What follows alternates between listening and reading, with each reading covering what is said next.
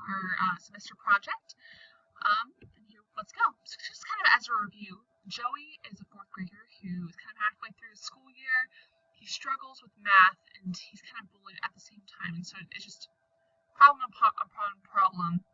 Happens until during math class, it's when the really problem starts and Joey won't look at his whiteboard.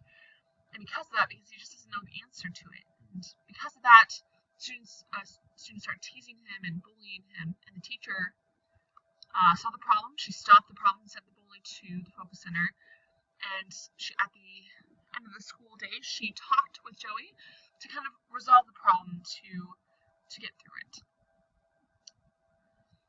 As a group, we determined what was instigating the students to treat Joey in such a way. We understood that when people have a lack of respect for someone, they lack courtesy and consideration for others' feelings. Bullying is often seen as disrespectful. If respect is implemented, then bullying can be terminated and students will be less prone in picking on one another. If a teacher is able to teach their students what respect is and how to show it, then it can help students realize the importance of respect. In addition, when situations such as bullying arises, they can be more courteous and have more regard for other students. We decided to pick two different articles, one from the class reading, and then we also had a scholarly article. So in the article that we read for class, The Effects of Poverty on Education by Melvin Richardson, he talks about how serious the issue of poverty in education actually is. The children are coming to school hungry, they're unfocused, partly because they are hungry, and they will even act out in order to get attention because of the poverty, and they don't receive their attention at home. In the scholarly article, examining the culture of poverty, promising practices, discusses how important practices are and what they were found to implement so that children had a strong support system.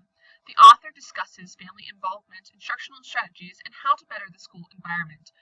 And as we know, if there's a good school environment, then learning can happen and students can progress and learn and be able to succeed. They even suggest creating teacher preparation programs to help put the plan into action. And one of the scriptures that we decided that would apply to the situation and kind of help support the teacher, and even in our schools when we teach or our families, these articles and scripture and this is specific for scripture. Mosiah chapter 4, verse 15. But you will teach them to walk in the ways of truth and soberness. You will teach them to love one another and to serve one another. In this part of the Book of Mormon, King Benjamin is addressing the people with the words from the Lord. The Lord has commanded us to love one another and to teach our children to do likewise. As teachers, it is our responsibility to teach our students to walk in the ways of truth by loving and having respect for one another. We need to teach them. It's so important because, again, going back to the articles, if we have a safe environment, a support system for our students, then our students will be able to succeed, grow, and they won't feel out of place in school, and they will want to continue to go in school. President Uchtdorf taught us in his conference talk, Stop It. When it comes to hating, gossiping, ignoring, ridiculing, holding grudges, or wanting to cause harm, please apply the following. Stop it. If we do not want bullying to occur, then we have to teach it. We need to be teaching this in our home. If we want gossip and bullying to stop children and help them, we need to help them to see the importance of treating others as Christ does. President Uchtdorf also said, we simply have to stop judging others and replace judgmental thoughts and feelings with a heart full of love for God and His children. God is our Father. Teaching this helps people to stand up for others. It is so important, instead of negatively saying, like, you need to stop it, you can't do this, you can't do that. Something that we've learned in our classes is that we need to have positive reinforcement, saying we should be respectful, instead of saying you should not bully. We need to be respectful, and kind of changing it, and children will listen to that and try to apply it to their lives. The reason why we chose this specific situation and solution is that with at least the topic and the curriculum, we have all in our group have had our own struggles with fractions. We, at one point in time, even like elementary school, even now, we have struggled with fractions. We know that many other students have struggled with fractions in this portion of math.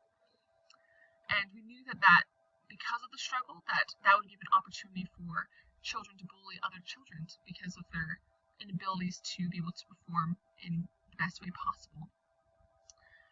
In the book Setting Limits in the Classroom by Robert J. McKenzie and Lisa Simzoni, the situation, they talk about how to deal with discipline and also setting limits within the classroom.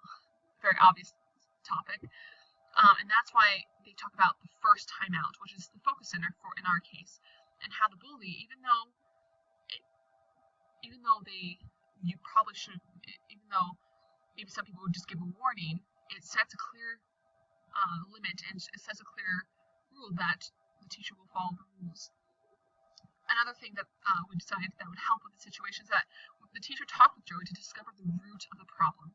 A lot of times the problems that happen in school are because there are problems at home or different things, and you need to discover the root in order to, instead of blaming the child for not reaching your expectations for them. And the other thing is that the teacher actually offered a solution and went about and tried to fix the problem. Specifically at the principal at Kennedy Elementary School, he talked about in this opening how to become an advocate to support the child. And when we become an advocate, then the child will be able to succeed more in life. We are all from different locations. We were brought up differently, went to different schools, and had different experiences growing up. This really helped our group as we worked on this project. Because of our diversity, we were able to have several diverse perspectives, which helped us make decisions and come up with great ideas during this project. Here's our works cited page, and I hope you enjoy it and have a great day.